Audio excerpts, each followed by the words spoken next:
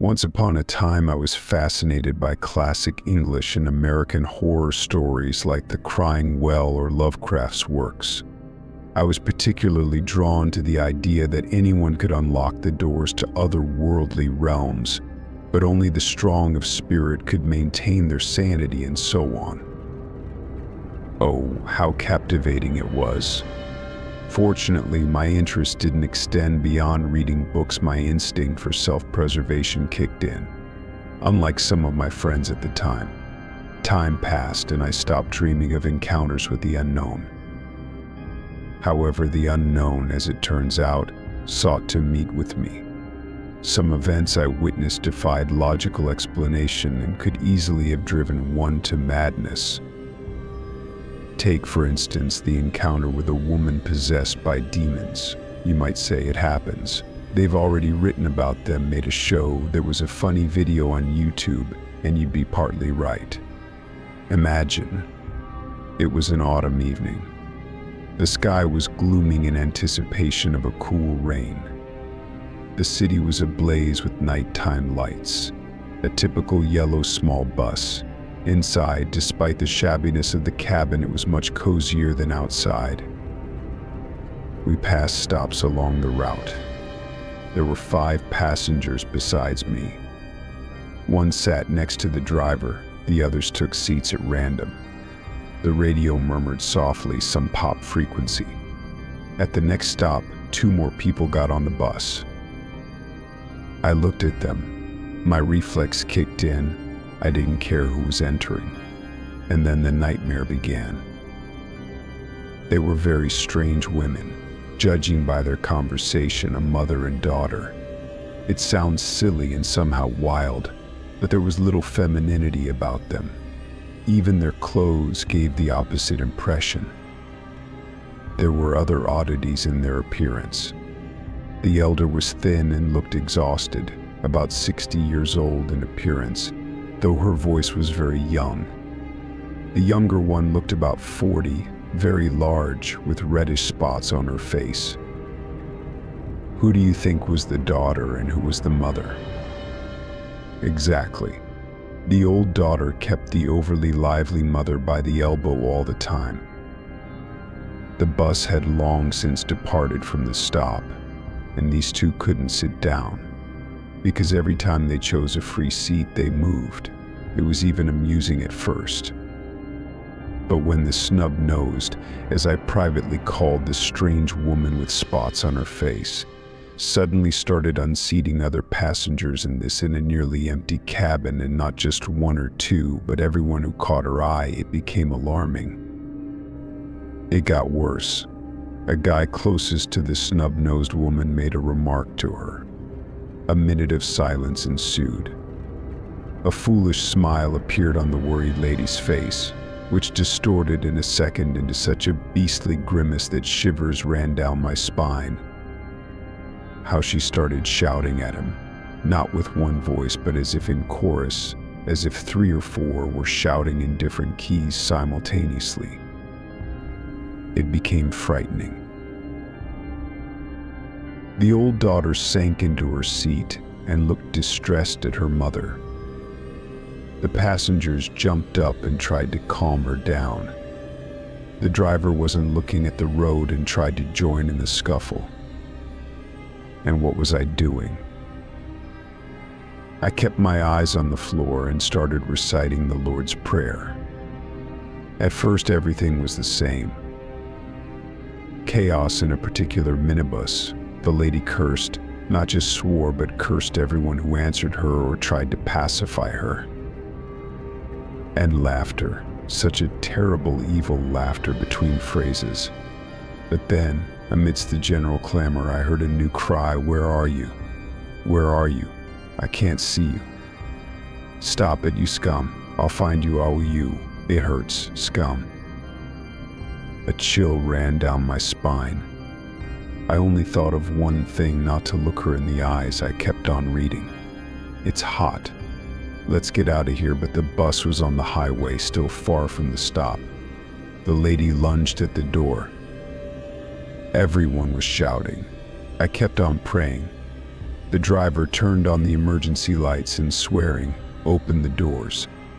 The strange women ran out into the rain. The snub-nosed one continued to shout and shake like a dog shaking off water after a bath. We continued on. Everything was calm, as if nothing had just happened. In conclusion, I'll say that I started reciting the prayer not out of a fit of fear, but rather as a teaching. Then came a feeling of pride in myself, as if a nasty voice sang in my head, "You can do anything. Look how great you are. Admit it."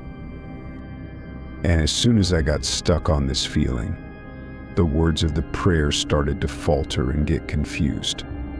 Pride is a tricky thing. Realizing in time, I stopped getting distracted by thoughts, only the words of the prayer, rhythm, pace. And I stopped reading only when we started moving. That's all.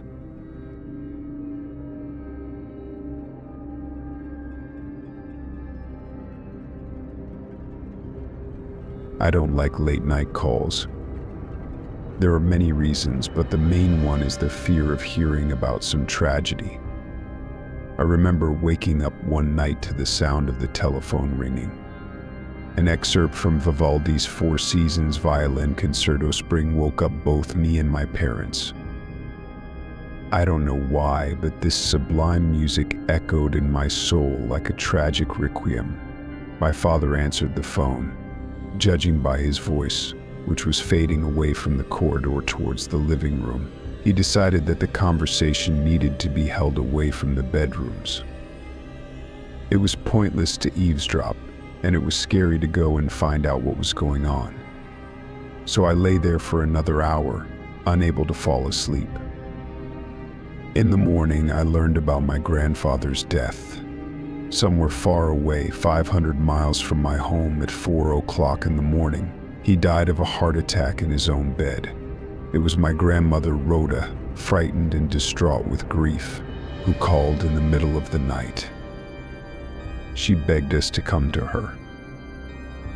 Of course, that's what we did, and by the evening of the same day, we were there. I won't go into details and talk about funeral preparations. I'll just say that all the customs, from the canonical to the superstitious, were observed with special meticulousness. At night, the voices of the mourning nuns did not stop. Prayers were recited, mirrors were covered, candles were lit. The body, brought from the morgue, lay in state on the ground floor. The living had to huddle on the second floor. The third floor was empty because it was unfinished. It was scary and melancholic to spend the night. The realization of loss washed over me in waves of indescribable bitterness and pain. I loved my grandfather very much, and even now, on occasion, I remember him fondly. However, at that time, I constantly felt something oppressive and evil lurking in the dark corners of the house. On the day of the funeral, the coffin with the deceased was taken to the village cemetery. I was entrusted with carrying the burial cross. I admit, it was an extremely heavy burden. But it was all the more satisfying to fulfill my duty and respectfully accompany the worthy ancestor on his final journey. There was no mystique, there was sadness. And for some, especially for my grandmother, sorrow and grief provoked severe confusion. This manifested itself in a completely inappropriate form. She would cry, then laugh, then scold my grandfather for whatever reason. At the time, we didn't pay much attention to it. After the wake, we said goodbye to our relatives and went home. Upon arrival, we regularly called Grandmother Rhoda, supported her, and offered to leave her country house and move in with us. But she refused, saying that two old ladies would be a burden for us. At that time, her mother, my great-grandmother Olivia, was still alive, so after my grandfather's death, they were left alone together. 40 days passed. It so happened that the date coincided with my grandfather's birthday. In a subsequent conversation, Grandma complained that she was sleeping poorly. She didn't answer what caused the insomnia and abruptly changed the subject. My mother is a very suspicious woman and decided to ask about this issue again, but a little later. However, she still didn't get an answer. Grandma joked that thoughts of her future life as a merry widow wouldn't let her rest. It seemed strange. Not like her at all. Well, whatever grief affects people differently, right? We forgot about it. New Year's Eve was just around the corner. We called to congratulate our grandmothers on the holiday, but once again, the conversation didn't go well. Grandma Rhoda became even stranger. However, we didn't give up so easily this time. And here's what we found out. 40 days had passed. Grandma decided to remember my grandfather. She had a shot, and she exploded all day. She scolded the deceased for daring to leave her alone like this. And when she finally felt relieved, she calmed down, seeming to feel better. So it went. Whenever she felt a little unwell, she would scold my grandfather. But what do they say about the deceased? Either it's good or nothing. A simple self-hypnosis turned into nightmares. As soon as it got dark, and in late autumn it happens quickly, she would hear someone knocking on the windows. At first it was just a knock. Whether it was a bird or a branch of the acacia tree growing in the yard, it wasn't clear. Then this knock started to move from the windows to the walls. And every night it became more frequent and louder. It got worse.